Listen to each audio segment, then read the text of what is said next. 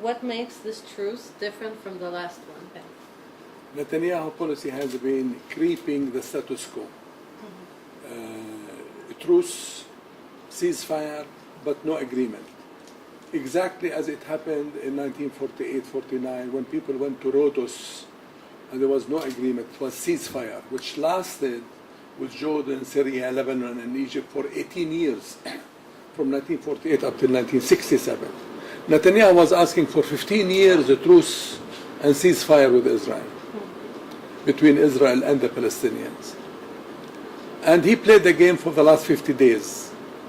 The unexpected that the Palestinians managed to stand up for the challenge, managed to hit the elephant, angry, blind, stupid elephant of Israel, make his life miserable in the cirque. They could not kill the elephant. They knew they cannot kill the elephant, but they can shake in the elephant life in the cirque. The unexpected episode after 50 days, my assumption is external forces moved in to hit the hand of Netanyahu to stop it now. Because America cannot afford to have Libya, Syria, Iraq, and Yemen at the same time. They can afford now to freeze it in Palestine and Israel.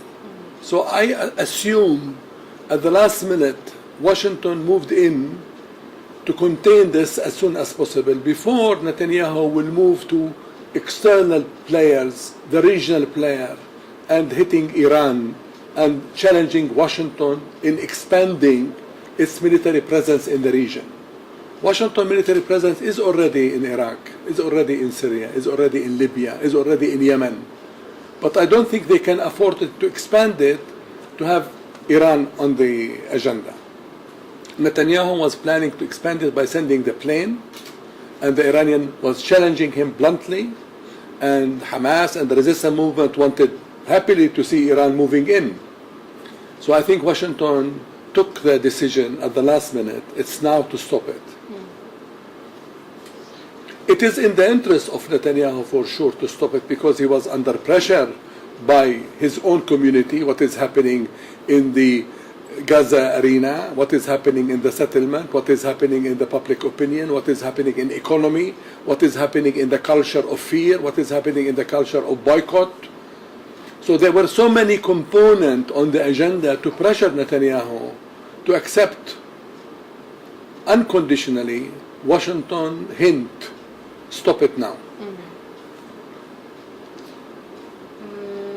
What are the main challenges to the truce?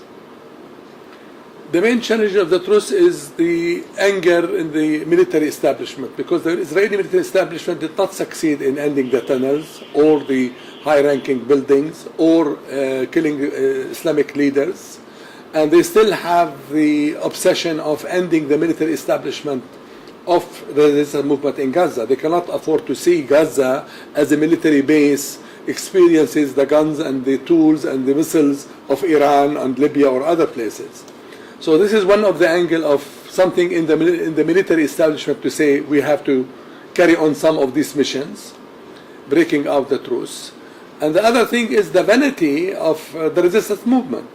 Some people around Muhammad Daif in Gaza are full of national pride and happiness about their succeeding in steadfastness in challenging the elephant.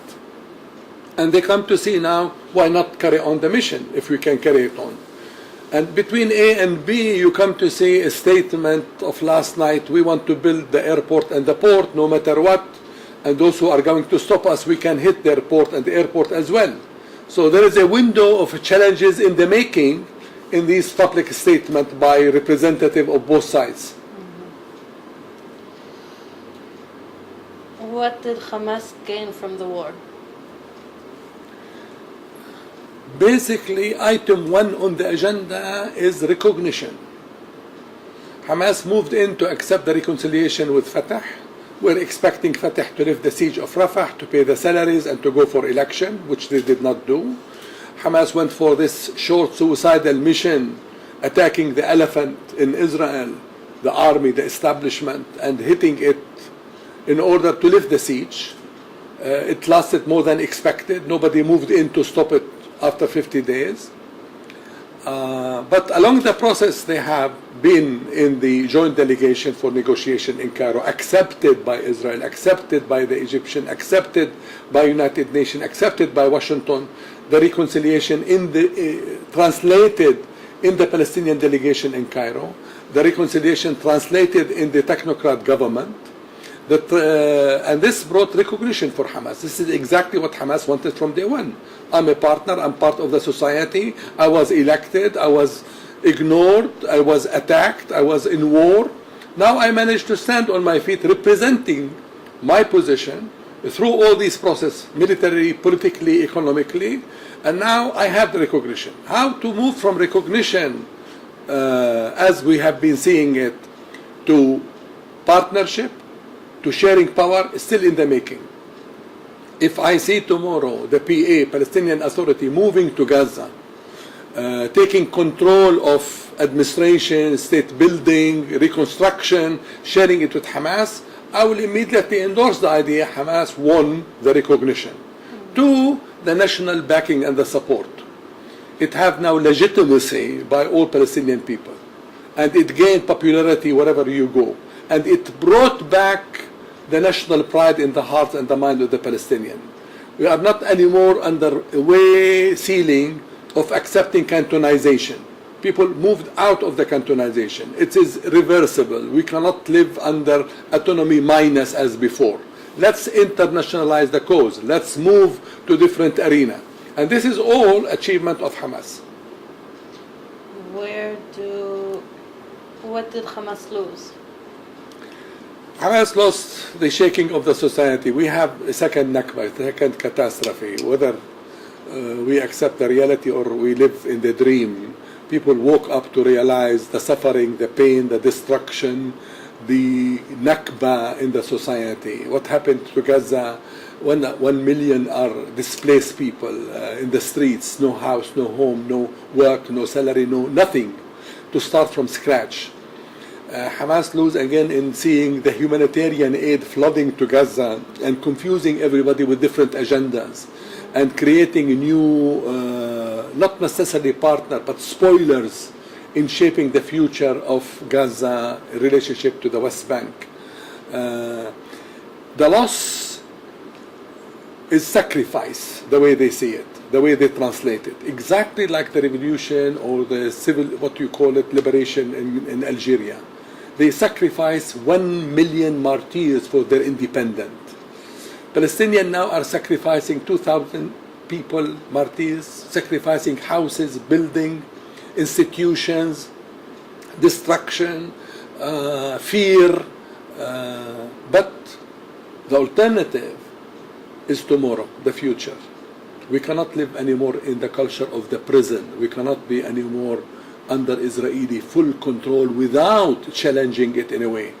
Again, the Israeli, the way they look on the Palestinian today is totally different. Not only in Gaza, not only on Hamas, on Palestinian. There is a cause called Palestine. There are a people are Palestinian. Of course, you are not giving them two-state solution. Of course, you are not leaving the West Bank. Of course, you have more than 650,000, more than 500,000 settlers on the West Bank. All of this are still burden, are still obstacle. But by the end of the day, the awakening of the Israeli conscious, whomever they are, you cannot carry on business as before, as usual. There's a new chapter. Palestinians today are different than yesterday, exactly like the Israelis. Every Israeli, wherever I come to see them, they are not the same. Not because there is boycotting their goods or their market. They are too boycotting the Arabs. They don't go to Nazareth as before, or Akka, or Al-Fahim. But there is this kind of separation brought awakening on both societies. Business cannot be as usual. There is a new chapter translated by this suffering, these sacrifices, this destruction, and by these killings.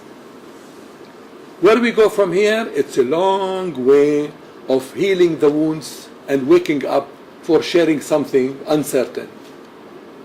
Do you think this will renew the negotiations? Sorry? Do Do you think it will renew the negotiations? Is there a future for that after this? There are already different levels of negotiation. I'm not talking about political negotiation because it's still a way where President Abbas are going to United Nations or National Security Council or International Court of Justice or International Courts. This is a different chapter, political, diplomatic things. But the real negotiation, believe it or not, it's us, the people, the way we talk to each other, the way we perform our relationship. Are we going to move from the culture of hate, resentment, and revenge in blood and license to kill to a culture of let's understand. I don't like you, I don't respect you, but I have to accept the reality that you exist next to me in the same house, in the same street, with the same light, with the same air, but let's see the formula. I cannot be the winner and you are not the loser. And you are not broken and I'm not a victory. So how we develop the formula is the society, the people relationship. Are we going to see this boycott culture watering it down and people go back to normality, or it will be stronger and stronger? This is the challenge. Are we going to see the tone, the language we speak with is the tone of victorious or defeated or humble people? We are back as a human being trying to understand each other and how not necessarily build the future or maintain the status quo, but move few steps in a different way of understanding each other. Respecting each other. Sorry? Respecting each other. Respect is not there because the anger is deep, the wound is deep, the bleeding is still continuous. There is no respect between enemies, but there is understanding about the status, the position of enemies. That we're both here. Hmm? That they're both here. Both here, you cannot destroy me, I cannot destroy you, I'm not broken and you are not a winner. This formula is there between us. You know it, I know it, but we don't spell it publicly because we lack confidence and we are not sure of the other day, and both houses are infiltrated with spoilers. And we don't live on the moon alone. There are external factors always around us trying to seize the opportunity to direct and divorce the relationship. Last question. Where does Abbas stand today? Sorry? Where does Abbas stand today? President. I think now it is a golden opportunity for President Abbas to represent the Palestinians if he moves as fast as he can, the PA, the establishment to Gaza, administration, relationship, contacts, and trying not necessarily to represent officially Hamas, but to embrace Hamas within the system. If he moves fast to Gaza, administration, relationship, not necessarily 100% control, because there is no control in the war culture. Still, we are still in the war culture. But he will have a golden opportunity to rise to represent the Palestinians because they gave him the card. He was the one who announced officially the ceasefire. And this is a signal where Hamas is very much interested in his mask, his shirt, for their recognition from within. He knows it, they knew it, it's a matter of practicing it. So he will have a future. If he will go back to the same tone, distinctioning between A and B and too reluctant of acting on the ground, I think he will lose it again. And he will continue to be a transition for uncertainty of Palestinian leadership. Nobody denied the fact that we have a crisis of leadership, and he represents a transitional phase of this crisis.